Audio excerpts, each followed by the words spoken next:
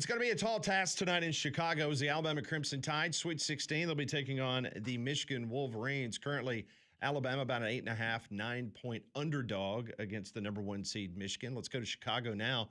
Joining us on the Higginbotham Hotline from Bama 247.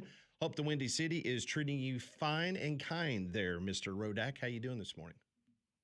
Doing pretty well. Yeah, it's nice and chilly, about 31 degrees here. So what? Feels like March in the north. No, that's not good. 31? Yeah. 31. Well. And when you left Birmingham, what was it, 80? Mike? Oh, I got you. Sorry. I'm maybe cutting in and out a little bit. I'm in a high-rise hotel, so. There it is. Sorry. There it is. If I walk around too much, let me stand by the window. Are you in the complimentary bathrobe as we speak right now? Sipping an espresso? I'm looking down at the Chicago River, you know, that they dye green for Is it still green? St. Patrick's Day. Is it still green or have it been flushed out? It's a dark green. I don't know if that's the natural color of the whatever's in it. I understand. Is it like a Sin River green, or is it a different tint of green? You follow the river down, and then there's Trump Tower, and there's a bunch of other sky rises, if you will, high rises and skyscrapers. So beautiful Chicago. Wow.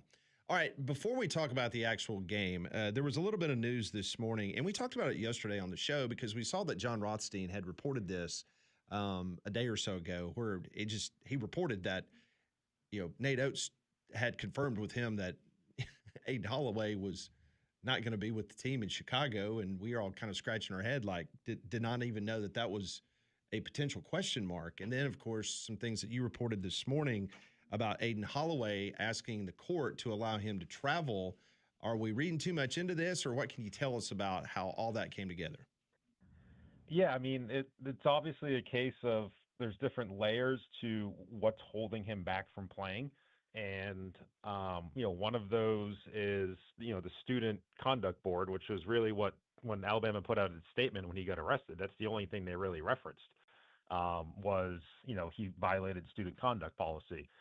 And then, of course, there's the legal side of it in the actual court. So, his bond that is keeping him out of jail, the condition of the bond is that he, stays within the state and has to request permission to leave. So, if there was a situation where he was able to play, it would require those dominoes to kind of fall back in his favor, which I think would be started by the student conduct board clearing him to some degree.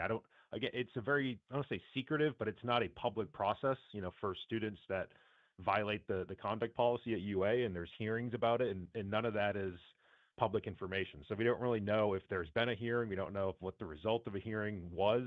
That's not something that they would disclose.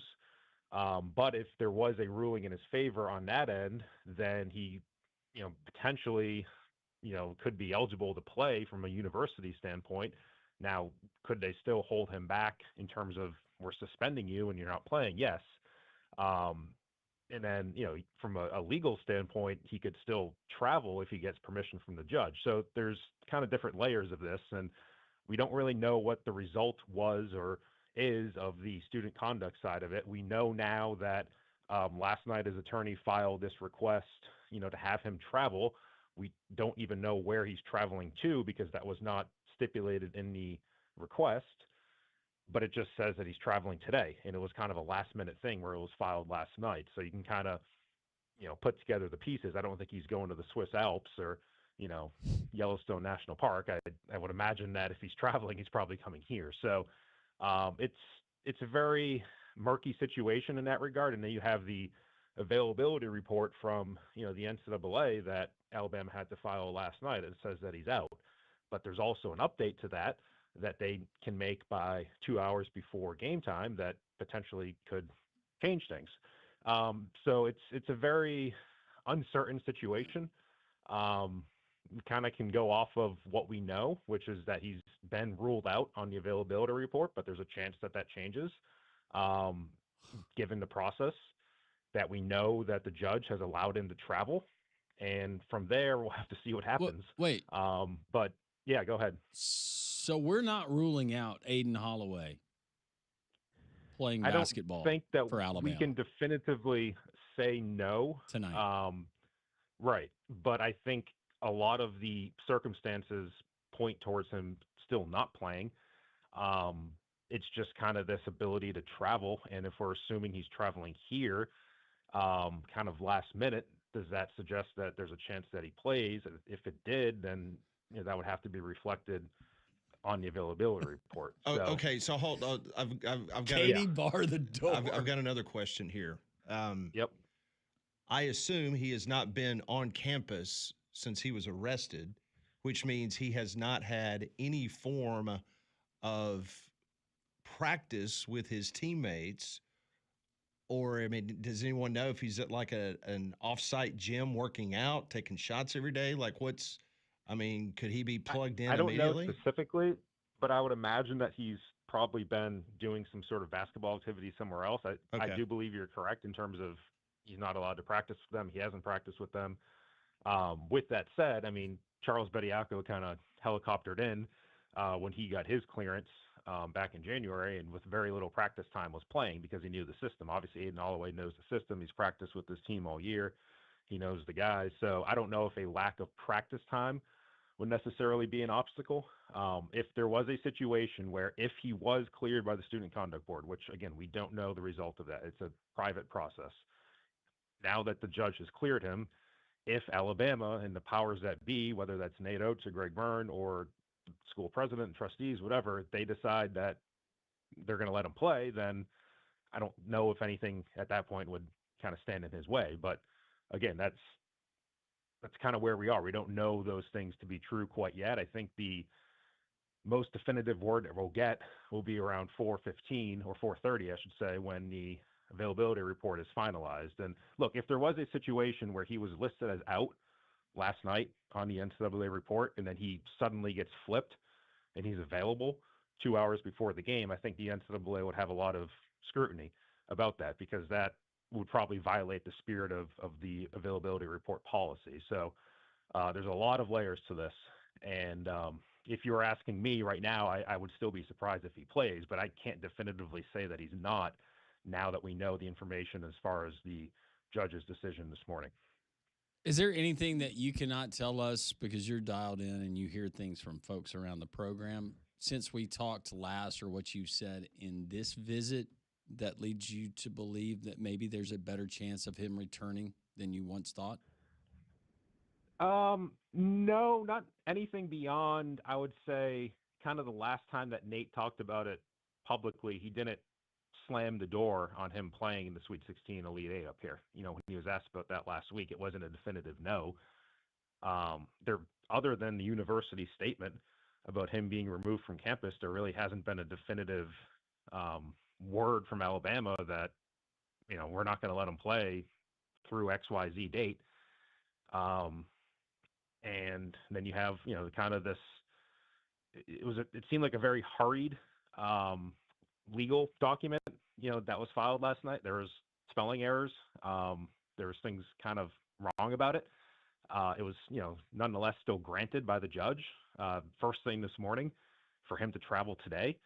And so kind of given the urgency of that, it does point in a certain direction, but that's really as far as we can say right now. Okay. Wow. I understand where you're coming from. I guess we're just kind of shocked. Shouldn't be surprised in this day and age, but we are a little bit shocked. I mean, if it does happen, well, I'll say this about Nate Oates: you just own it. Just own it, right? I mean, they're writing negative stories about you, anyways. Just go ahead and dot the I. I think there's obviously scar tissue there from past, even this season with Bediako, where I don't know if Nate necessarily cares about the public blowback, if you will. I think he cares about his players and winning basketball games and kind of doing that. And how do you think Greg Byrne feels about the public blowback? I think it definitely would matter more to him, but it's a tricky situation, given, you're supporting Nate Oates and everything. It was a very open dialogue with Nate Oates yesterday. It was almost a little bit surprising to me sitting there listening to him talk about his contract so openly. Just having been in this business, and to a lot of people, it's a kind of a taboo topic, but for him, it was, very out in the open. And, obviously, if you're Greg Byrne, you want to keep Nate Oates and you want to keep him happy. There's a $50-something million practice facility that's kind of a testament to that, that's being built. And so if you're Greg Byrne too, like, you obviously want to protect the Alabama brand and the reputation and all that. And I think in general, he's, he likes to kind of have the old guard. He's protecting the old guard of college sports. His dad was an AD. He's been an AD for himself for a while. I think he understands kind of the gravity of things, and it's edgy. Some of what Nate has done. So yeah, I'd imagine it's not the most comfortable position, but again, we're all kind of discussing this in the lens of if it happens, and A, I don't know if it's going to happen. B, again, I think I would still be surprised if it happens. All right, speaking of his contract, and he was very open in him describing the current situation at Alabama, how he respects all the other programs that potentially could have openings. He was referring to the University of North Carolina. What are you hearing on the extension front? Is this something that has been in the works? Do you anticipate something will be consummated soon? Where are we at on that? Yeah, I mean, from Nate's own words, he said they're getting close, that it's something they've discussed. He did also say, when he was asked pretty directly by Dan Wolken, that, he does not have an offer in hand at the moment. And he said if there was an offer that, makes sense, then he would do it. So, I certainly applaud Nate for his honesty. Like I said, it's not something that a lot of coaches do. At the same time, there was a little bit of contradiction there where he was saying if there was an offer that makes sense, then he would do it. But there was also like, I'm making more money than I've ever imagined I could make. And like, why would I be mad about anything or not accept anything? So, you do have to wonder what would or what has been holding it up. Obviously, if you're Alabama and you're thinking about giving Nate an extension, you're obviously doing it with a raise. And if you're doing it with a raise, then you want to raise the buyout like you have in his previous contracts and kind of make the buyout back to where it's very prohibitive for other schools to come in. Because right now it's $18 million, but in another couple of days on April 1st, it's going to be $10 million. And that becomes a lot more palatable for schools or whoever it is coming after him. And so if you're Alabama, you're doing an extension, you want to get that buyout back up. And like, to me, that would be the logical thing that would hold up a new deal. So we'll have to see what happens. I think, Nate's kind of right. Like, if you're Alabama, who exactly are you afraid of? Because it doesn't seem like there's any real smoke between him and North Carolina. Like, from what's being reported, there's nothing happening there. Are you afraid about Michigan State? Are you afraid about Kansas? What's kind of the job out there that if you're Alabama, you're afraid of him going to right now? And the reason why you need to make a deal right now. That would be kind of the Alabama side of it. And if you're Nate, I think, you probably still want to keep your options open and keep your buyout relatively low and just kind of see, what sort of support Alabama gives you from an NIL standpoint, because that's going to be, I think, a differentiating factor. If there is another day where he takes a different job, it's probably going to be because a different school has, more resources to throw at players.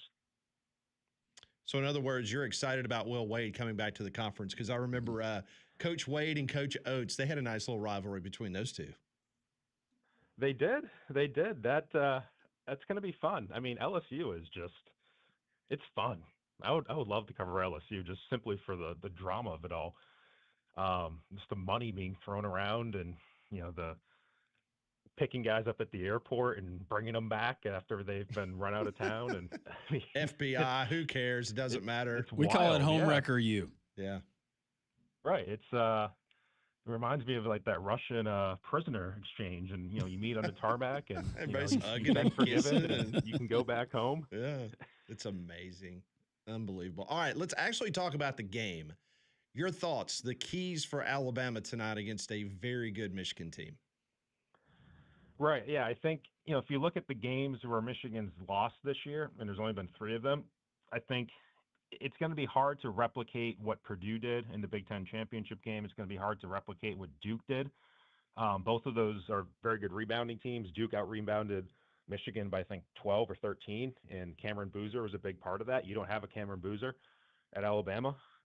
Purdue, you don't have a Trey Kaufman-Wren or an Oscar Clough. So you really have to look at the Wisconsin game, I think, for the blueprint on how to do it. And Wisconsin shot the ball really well in that game. It was around 50% from three, and they were slightly out-rebounded. They turned the ball over a couple times more. It wouldn't be surprising if that's what Alabama does tonight. But if you're able to shoot so well, that you overcome those things, then, that's probably your path. And just hope that Michigan is just not quite good enough shooting. And, they're a very good shooting team. I don't know if they're elite. Obviously, their front court is kind of where the scoring comes from more. And I think the biggest critical factor is you got to keep Aiden Terrell on the court. If this is a game where he picks up 2 fouls in the first 5 or 6 minutes, like that could be very lethal for Alabama. You got to have him out there.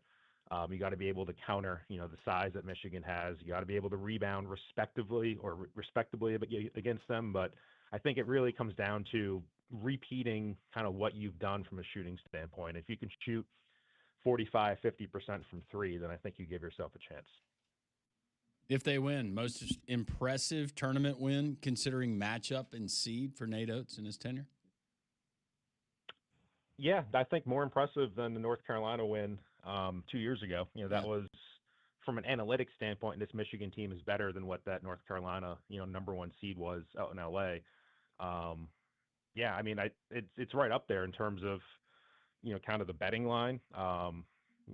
The Gonzaga game that they played in Seattle back in December of 21, that was the same day as the SEC championship game. So a lot of people didn't watch, but that was a pretty big upset.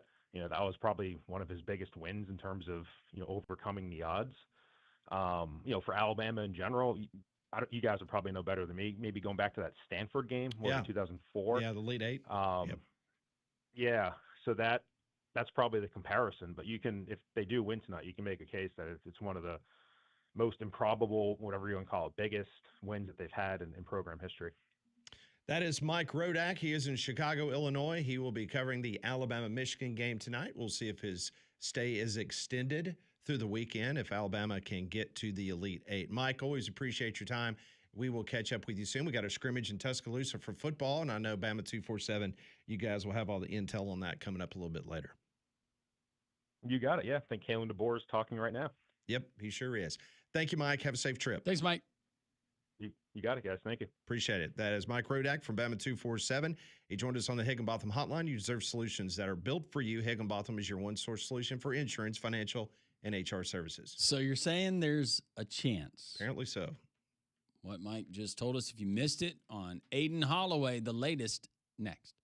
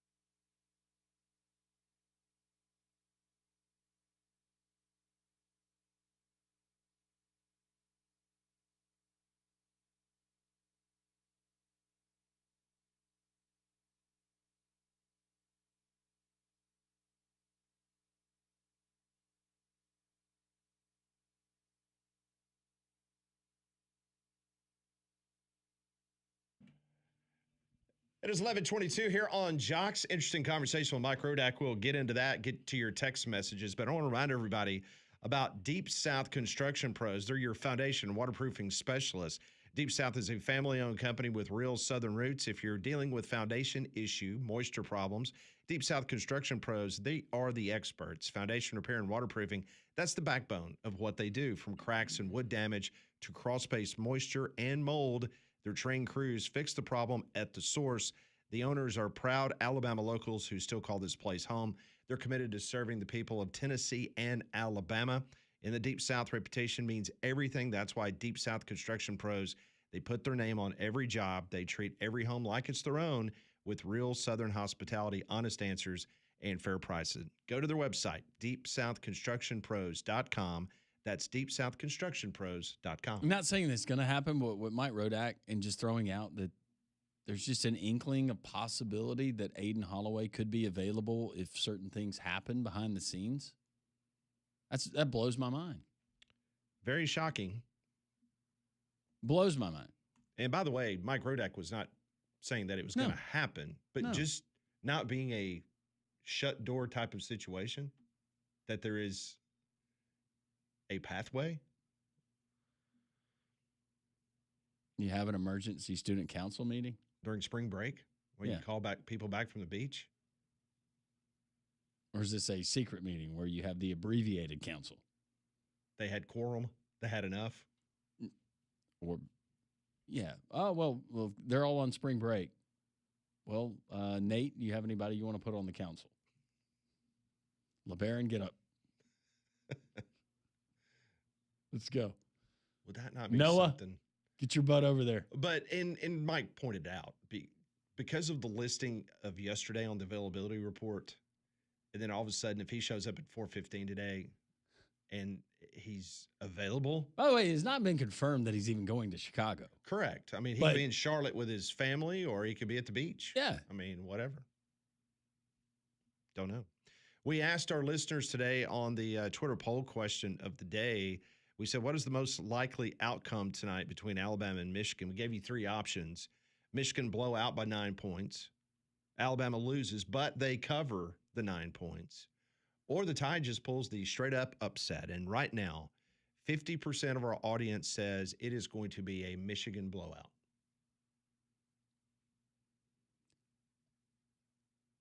I could see it going that way. I could see Michigan winning by double digits. But the SEC in me is holding out hope that Alabama can stay hot from outside and make this fun. I did Brett's show yesterday in Memphis, and he asked me from an SEC perspective. Of course, at that time of the airing of the interview with Brett, we had 4 teams. Yeah. And he said, of the 4, which one would you put a shilling or two on and say that is the best opportunity for them to move on to the next round? And I said Tennessee. I said Tennessee too. And the question came up on Tuesday. It's just Tennessee, the way that their style of play can make things problematic, and they have a scorer that can go and get buckets and amen. I would like to see it just for Rick Barnes, where he is in his career, get back to a Final Four. But if they can do it tonight over Iowa State, I think they got a great shot to do it. Yes, they do. The kind of defense that they play, and Rick Barnes being the coach that he is. So I came across this stat before the Sweet 16 got started. It is the starting 5 for all 16 of the teams. Would you and Molly like to take a guess how many of those 16 teams have their starting 5 that originally started with the institution that they are representing in the Sweet 16? Oh, let's see here. Can you repeat the question? I'm sorry. 16 teams in the Sweet 16. Yes. How many of the 16 teams have a starting 5 made up of all 5 players that started their college career at the university they are representing in the Sweet 16? Oh, all 5? All 5. I'm going to say none. I'll go Michigan State. It is 1, and it is Michigan State. Purdue has 4. Duke has 4. Houston has 4. Arizona has 4. Alabama has 4. Iowa State has 3. UConn has 3. Tennessee has 3. Arkansas had 3. Illinois 3. Nebraska had 2. Iowa 1. Michigan 0. Not one single player on their starting 5 started at Michigan. They've got a player that started at Illinois, UAB, North Carolina, UCLA, and Texas Tech. They have an NBA Future Star game or team. Yep. I just found that interesting, looking down the list. And I had no idea. I wasn't for certain, but if there was going to be a team in there, it was going to be Michigan State, because Michigan State, and people have criticized Tom Izzo for not embracing the portal as much as the Michigans of the world and everybody else. But that continuity and developing players, he's been one of the few that's been able to continue to do it and do it at a high level. Not saying they're not paying NIL. They are. I mean, how about the starting 5 for Iowa? You got 2 that started their career at Drake and 2 that started at Wyoming and 1 at Iowa. Drake coach brings his guys. Mm-hmm. Wyoming? 2 from Wyoming. 2 started their career at Wyoming. Well, Josh Allen. That's the only other person I can tell you that played Wyoming athletics. But that was a good get by you, Michigan State. All 5 started their career for Tom Izzo. Yep. He's a dinosaur. Purdue's 1 player started their career at Washington State. Duke had 1 player that started at Syracuse. Houston had 1 player that started at Oklahoma. Arizona, 1 player that started at Alabama. We know who that is. We do. Mm-hmm. And then, of course, Bama had 1 that started. That's Latrell Wrightsell, who started out west. So, where did that Lindeborg guy? Where did he? Yeah. I wonder what Michigan's total NIL is just for those 5. 15? that would seem about right on those guys. A lot of investment. You better get past the Sweet 16. You better win a championship. If not, Dusty will just go to Chapel Hill and he'll be fine. Yep. By the time that runs out, then folks at Indiana will be calling. It's time to go back home. If you're just now tuning in, the big story this morning came out of the Tuscaloosa courtroom as the judge has granted a motion by Aiden Lateef Holloway's attorneys. Did not know his middle name was Lateef. Didn't either. Judge Joanne Janik granted Aiden Holloway's request that he could travel out of the state. Don't know if he's going anywhere, but obviously by asking for that. Maybe he's going home to take family Easter pictures. Perhaps. It could be. Phone lines are open, 800-239-WJOX, 205-834-9450 on the text line. Poe will get to your call, all of your texts as well. It is a Sweet 16 Friday, getting ready for Alabama and Michigan in the United Center in Chicago. Three-man front continues on Jocks.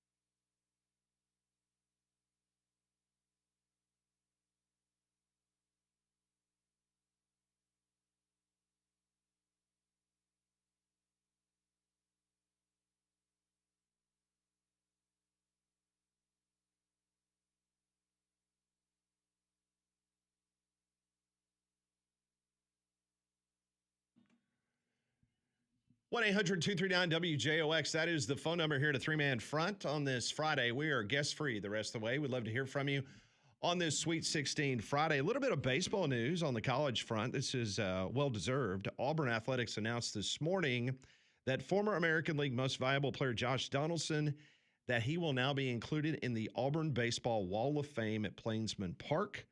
Donaldson will become the 5th member of the Wall of Fame with a pregame ceremony during the Georgia series from May 14th through 16th. He'll join the 4 inaugural members of the Wall of Fame, which includes Tim Hudson, Bo Jackson, Greg Olson, and Frank Thomas, who were all inducted on February 27th, 2010. So well-deserved. Josh Donaldson, a former AL MVP award winner, he will be on the Wall of Fame there at Auburn. Pride of Faith Academy, I believe. Out of Mobile. Yep. So good for Josh. I was glad that he gave us some quality at bats for the Atlanta Braves late in his career. He could rake a little bit.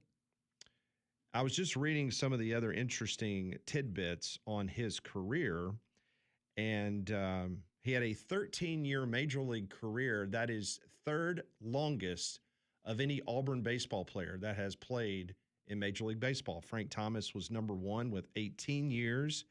David Ross, 15 years, and Josh Donaldson was next with 13. Very nice honor for Josh Donaldson, who I believe he is back here in the state, and he's got a business venture. I'll have to double-check that, but yeah, well-deserved. How about an elevated way to watch your favorite teams? If you're an Alabama fan when they take on Michigan tonight, you're a college basketball fan, you just want to get out. You're tired of the work week. You're tired of being cooped up in the house. Well, you can get out to the Finnick. It is a way to do it with the 28 screens, including 2 massive LED video walls. You get the large 110-inch screens, the giant 283-inch projector screen. Every seat offers an incredible view of all of the sports action. It's not just the sports action you're going to find at the Finnick downtown, but it's also the award-winning menu from the Conecuh corn dogs, the shareables, the hand-cut steaks. If you want to go fork and knife, you can do that as well. The drink specials are going to be running. A lot of Alabama fans will be there tonight, but there'll be other college basketball fans there as well. You want to catch the UFL this weekend, Major League Baseball, you can find it there at the Finnick. The Finnick, 1630 2nd Avenue South near Railroad Park. So Alabama is scrimmaging this morning, the first scrimmage of the spring practice sessions. We will hear from Kalen DeBoer in just a little while as he will meet with the media. Meanwhile, the Auburn Tigers, they are off today. They did not have a practice this morning. There will be practice number 6 tomorrow, but there will not be any media after that practice. So both Auburn and Alabama clicking these practices through the spring as they both get ready for A-Day coming up in the very near future. Yeah, and I don't know if we mentioned it, but Brian Kloman, Stephen Pearl has found his general manager for the basketball program. He is a veteran in the field of player personnel and strategic initiatives, and he is coming from Louisville, where he worked directly alongside Pat Kelsey there and various other stops for 11 years. So he will be charged with going and finding some size, a big man maybe, for Stephen Pearl and the Auburn Tigers, which big men, they come at a premium. Just ask Michigan and Dusty May. Very much so. Phone lines are open. 205-834-9450, 800-239-WJOX. Let's go to Poe now. Hey, Poe, how are you? Man, my guys and Molly, what's happening? Y'all good? Yes, we sir. are all good. Molly's not, but we are. We're good. Oh, I know, Molly. I'm sorry. But, hey, look, okay. John Calipari is gone home. So I'm good, man. As long as I can get John Calipari out of the championship, I'm a happy camper. You know what I'm saying? So I'm good. So what I want to say on this, man, and I want to talk about Will Wade too. So everybody brackets is gone, and to be honest with you, we got a pool in my job, and I'm number 1. So I'm still tripping off that stuff. That's crazy, man. All right, so let me ask you this: if you're number 1, if you're number 1 in your work office pool bracket, who you got winning it all? Right? Are you going to bring it home? I got Arizona. There you go. It's a good one. And the thing is, y'all, Arizona and Michigan has played the most complete ball. But we all are so hung up on the team that's there.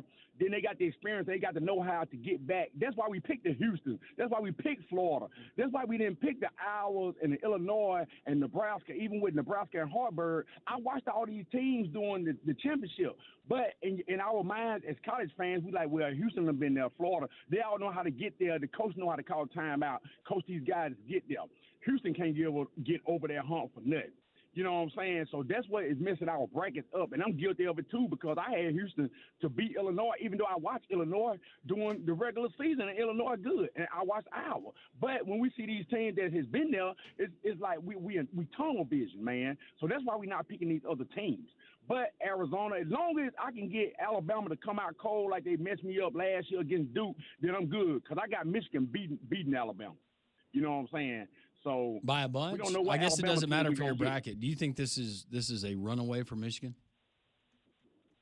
Man, the way if Alabama come out like they did last week, y'all, no. Because them dudes is inconsistent. They scary. You don't know what Alabama team you're going to get. They're the only team in college basketball that you cannot predict. The only team. And people agree. I keep telling people that Alabama is the only team you cannot predict, man. Now, if they live by, they die by threes. When they own, they scary, bowl born. When they off, they is horrible, they garbage. But I think Michigan will get them. I think Michigan can get them because they complete like Arizona complete. You know what I'm saying? So real quick, and I'm gonna hang up. Will Wade, man, if any parent let their kid go play for Will Wade, I know dealing with NIL, I don't see how they do it, man. The parents, like I watch it, and I told people now, I said, man, Will Wade is gonna leave NC State. I knew when NC State hired him, I knew that he was gonna be gone less than 2 years because that's that guy. I knew it, man. I told my son that. I said, Will Wade is not gonna stay at NC State. And let me ask y'all this, and I want y'all to watch all our opinions.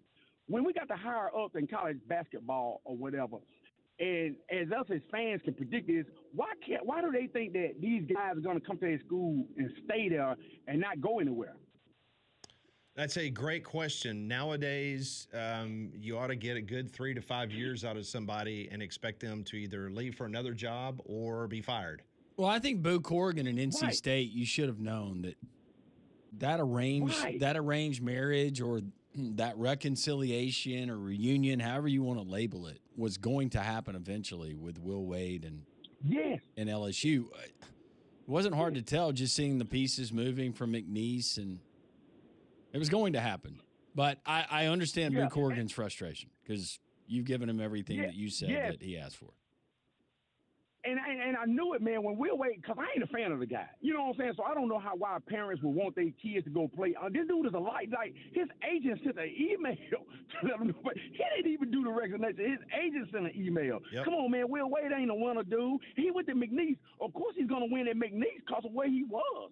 So LSU, I'm pulling against the basketball team all because of Will Wade, man. You know what I'm saying? Hey, look, I can go on forever, man, talking about this and all this other stuff, man. Hopefully my Georgetown Hoyas will get back to this thing next year. But it's your boy Poe. As always, I love y'all. Alabama, y'all inconsistent. I don't know what to say about you, but I still love you. But Michigan, y'all got to pull this thing off for me, man. Hey, it's your boy Poe. I love y'all. Thanks, Poe, man. Love you too, Poe. Have a great weekend. Yeah. Going back to Will Wade, I heard a basketball coach, former basketball coach. It was not Wimp, but a former basketball coach described him as a dirtbag. I had not heard dirtbag in a while. Yeah, especially in this day and age. Let's hear from Boo Corrigan, who is the athletics director at NC State. You remember Boo a couple years ago? I remember Boo. Boo was in charge of the college football playoff. That was our Boo on Tuesday nights. Yeah, he was good stuff. Well, needless to say, he was not too happy with announcing the news yesterday that his basketball coach was leaving. And over the course of the last year, we had developed a relationship that I believe was based on trust and accountability.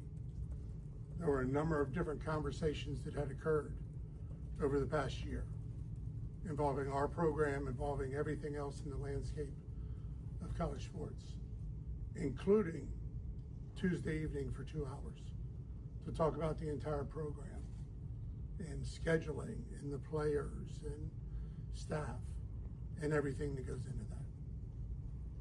There was no reason for me in my job not to believe the words that I was hearing coming back to me from Coach Wade. I believe everyone here saw it, wrote about it, whatever it is, that I want to be at NC State. That's where I want to be. I look forward to growing it. I was as surprised and shocked as anyone else as this occurred, based on the previous conversations that we had had. I believed he was telling me his true intentions. All right. You got lied to. Just straight up lied to you. There was a video I saw yesterday of Will Wade trying to get behind, I guess he was at the airport, and he was driving his beautiful, beautiful red SUV. It's very similar to the colors of the North Carolina State Wolfpack. And he was trying to get behind a gate to get to the private jet that had arrived from Baton Rouge to pick him up to take him to Louisiana. And I don't know how many fans were there. I don't know if this was a situation like Lane Kiffin trying to get to the airport in Oxford, where Lane Kiffin claims that, somebody's trying to run him off the road. Yeah, people were trying to do stuff to him on the road and all that stuff. But I will say that there was some pretty lively, reminded me of the old when Gene Chizik showed up at the airport. And you had a couple of very loud fans reminding the world what his record was at Iowa State when he took the Auburn job. And let's just say they used a much more colorful language, giving Will Wade the they were not pro Will Wade. Not at all. Not at all. Well, we know that the tournament committee has a sense of humor. So if there's ever a potential we get NC State versus LSU coached by Will Wade in the tournament, you bet we're going to get it. Our buddy JR, where's the sharp money going in Vegas? You'll find out next on Three Man Front.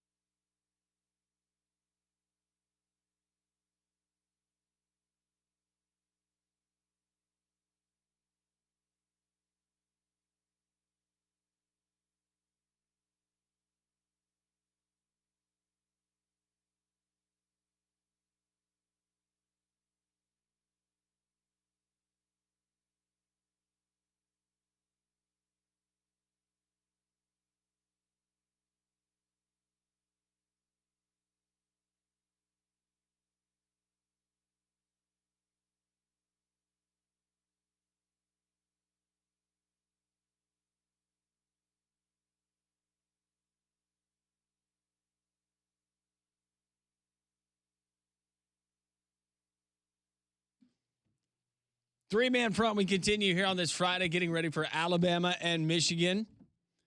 They're in the windy city of Chicago. Mike Rodak checking in earlier, covers the Crimson Tide, and he said it was currently 31 when we talked to him this morning. We should have some nice weather here. Hopefully it's a nice weekend for everyone, including this next gentleman, one of our favorite guests, because he's going to tell you how to continue to make money. And it's our buddy JR, and JR joins us on the Higginbotham Hotline. JR, how are you, my friend? I'm doing outstanding as always, Landrum. Finally feeling better. Las Vegas sent me home with a nice fever and some shivers. Oh, no. Got a little sick while I was out there and got home and doing fantastic. Finally back to normal. Really, what a trip. It was, as always, quite entertaining. I got to tell you guys, man, we are here to do one thing and one thing alone, and that is make you money. So let's not go any further without giving them an opportunity. And you mentioned Alabama, the 4 seed, taking on the 1 seed Michigan. The line on this matchup is 8.5. I'm going to give you the point spread winner, guys. It is free. All you got to do, text the word WIN, W-I-N, to the number 545454, and I'll give you that point spread winner on the house. Cost you absolutely nothing. Just text the word WIN, W-I-N, to the number 545454. You'll get that Michigan-Alabama game absolutely free through text message. Besides the fever and the chills, what was your 30,000-foot takeaway, just overview of the tournament action we've gotten so far in the games and the outcomes?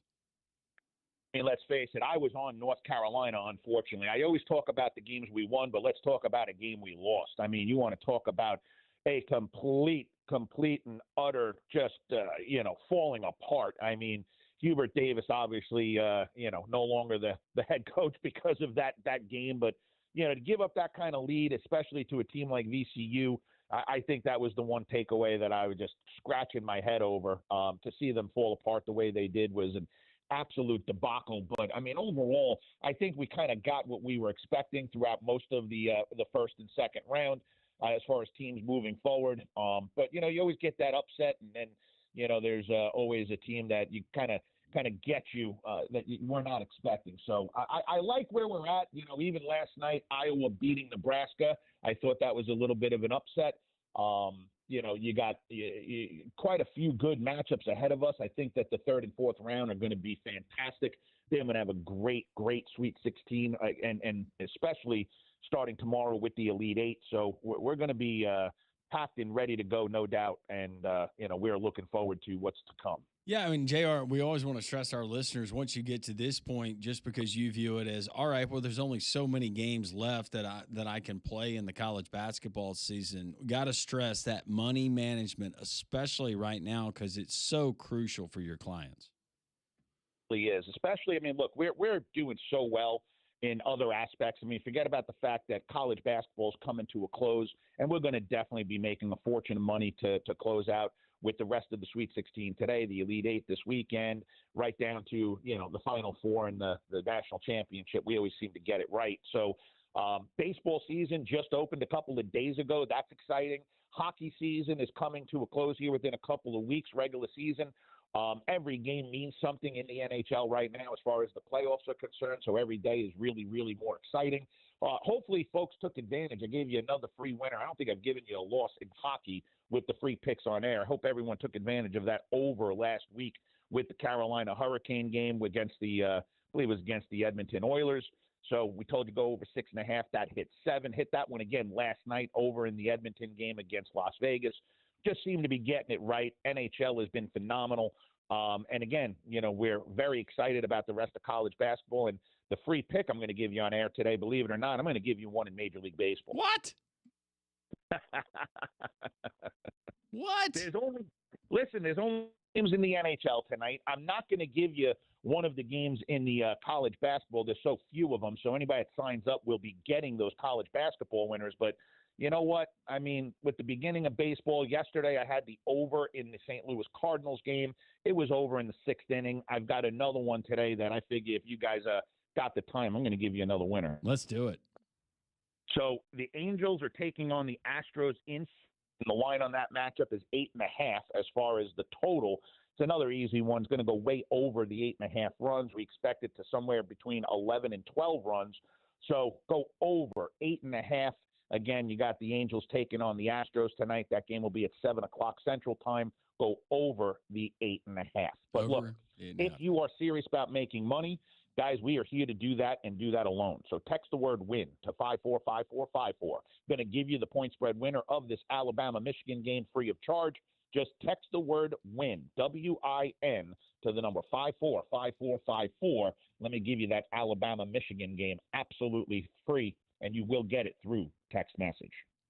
All right. Well, JR, we always appreciate it. Thank you for the free pick. We're going over Major League Baseball, unprecedented here on this show. You give us a free pick for Major League Baseball, but we're going to roll with it because you're so great at all your other picks here on the air. Thank you. You got it. Let's go out and make some money. JR, thank you, my friend. Have a great weekend. Consume all the basketball. We'll talk next week. Sounds great. JR, you just heard it.